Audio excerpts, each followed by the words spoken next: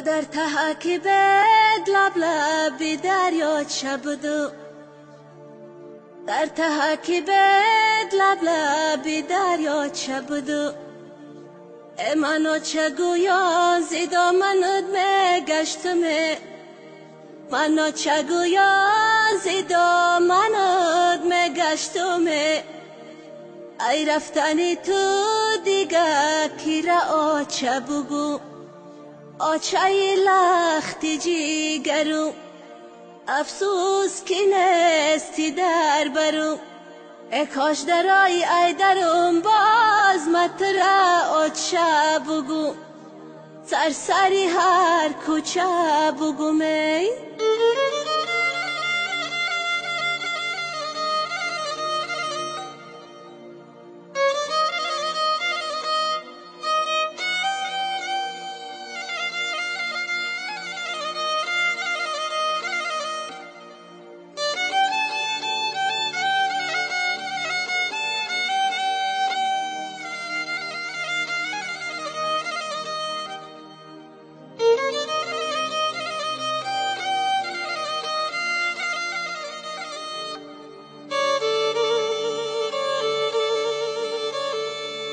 حوله کلان جایی گشتی آچمه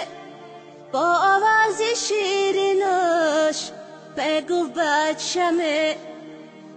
ای در بیدرام جایی نشستی آچمه ای در بیدرام جایی نشستی آچمه صداش بکنم فریاد زنم تو آچمه آچه لختی جیگرو افسوس کی نستی در برو ای کاش درای ای درم باز متره آچه بگو سرسری هر کوچه بگو سردره